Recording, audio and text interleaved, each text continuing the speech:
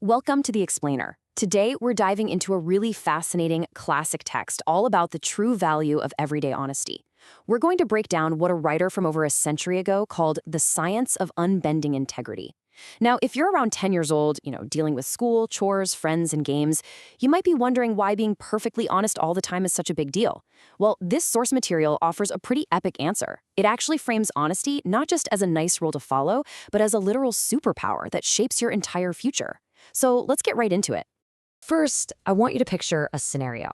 Imagine you're playing a super intense game with your friends, and suddenly the referee looks away. Or maybe you're taking a really tough math test and you accidentally see your neighbor's answer. Or perhaps you broke a vase at home and the family dog is looking incredibly guilty sitting right next to it. Would you choose to tell the truth even if you knew for an absolute fact that you could get away with hiding it? It's a tough question, right? Well, the text we're exploring today is centered entirely around that exact moment of choice. All right, let's jump straight into Section 1, the superpower of unbending integrity. Okay, let's dive into this. According to the author, the absolute most valuable thing for a young person just starting out in life isn't a bunch of money, it's not being the fastest runner, and it's definitely not having the coolest stuff. It's having a reputation for something called unbending integrity. But what does that actually mean? Well, think of a massive, heavy steel beam holding up a skyscraper. When the wind howls, or when tons of heavy materials are stacked on it, that steel beam does not bend. It holds its shape perfectly. The text argues your honesty should be exactly like that. Unbending integrity means being completely truthful in absolutely everything you do. No matter how much pressure you feel from friends to lie or how much trouble you might be in for telling the truth, your honesty stays perfectly straight and strong.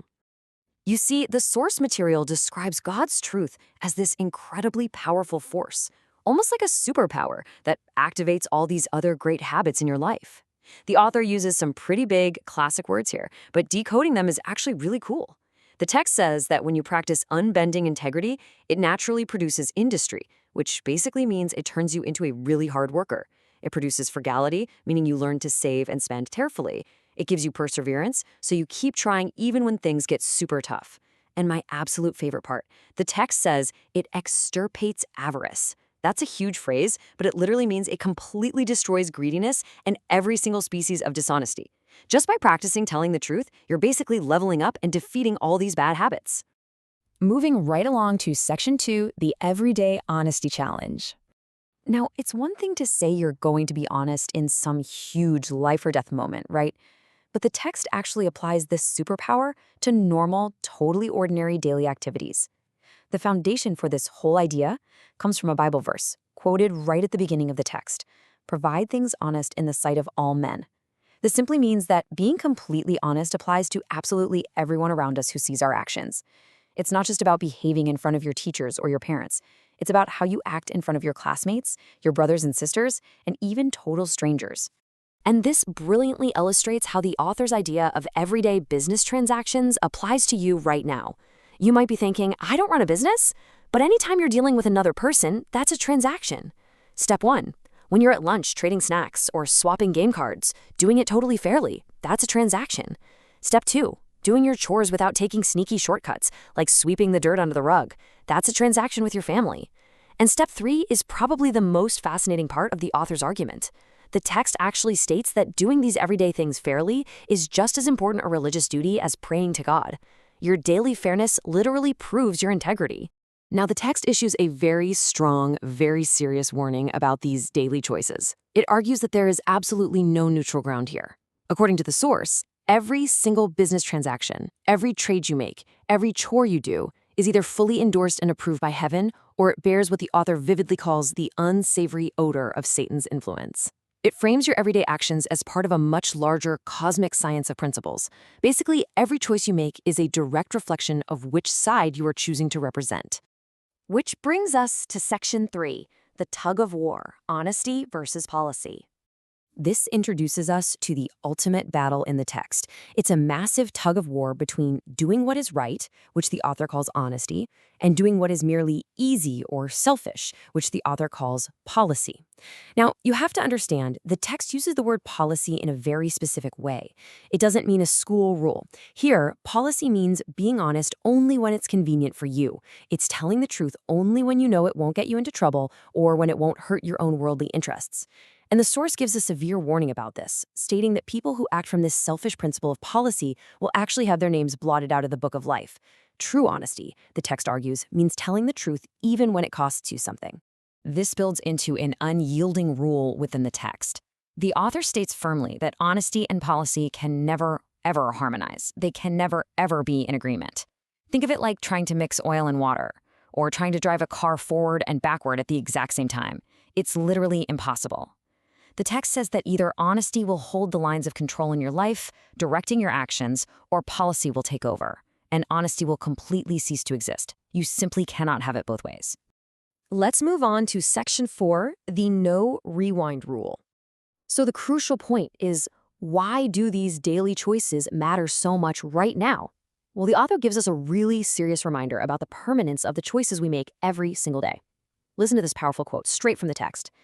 We can go through the world but once. We cannot come back to rectify any mistakes. If you play video games, you know that if you mess up, you can usually just hit a button, load a previous save file, and try again, right? Well, the text reminds us that real life has absolutely no rewind button. If you lie to a friend or cheat on a test, you can't just hit undo. That moment happens, and then it is instantly locked into history forever. And because we only get one single try at today, the text advises us to approach every single move with deep thought. The author says every move should be made with careful consideration and godly fear. Now, that doesn't mean walking around terrified. It just means having a deep, serious respect for doing the right thing. It means before you speak, before you trade that card, before you turn in that test, you need to pause, think carefully, ask yourself, is this the honest choice? Am I acting like that unbending steel beam right now? Since you can't rewind the tape of your life, you have to make sure you're recording the right actions the very first time around. And finally, Section 5, the ultimate heavenly reward. Now, what's really interesting about this slide is that the text doesn't just leave us with strict rules and warnings. It shifts to something incredibly exciting, an absolutely epic heavenly reward. For those who choose to practice unbending integrity in what the author calls this present evil world, the text uses some intensely vivid imagery to describe a spectacular prize. According to the text, God views the true, the frank, and the honest kids as his chosen ones, literally his precious jewels. And right now, the source describes masculine angels dressed in ancient tunics actively preparing crowns for these honest individuals.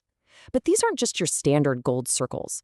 The text describes them as glowing, star-gemmed diadems that will beautifully reflect the splendid, blinding light straight from the throne of God. It's a spectacular image of triumph to reward the hard work of everyday honesty. So, to help you remember all of this, the author provides a very short but incredibly powerful daily motto to carry with you. It's just 4 simple words: God and the right. That's it. Whenever you are faced with a tough choice at school, out on the playground, or even just hanging out in your bedroom, you can just repeat that motto in your head. It acts as a quick, focused reminder to choose the path of unbending integrity, no matter what everyone else around you is doing. And that brings us to the end of our explainer. We've explored the steel beam strength of integrity, the real danger of selfish policy, the absolute reality of the no rewind rule, and the promise of a glorious star-gemmed crown. So I'm going to leave you with this final thought-provoking question. Based on the source text, when you go back to your day, playing games, doing your chores, and hanging out with your friends, who will be driving? Will you let unbending honesty or selfish policy hold the lines of control in your life today? The choice is entirely up to you. Keep learning, keep asking questions, and we'll catch you next time.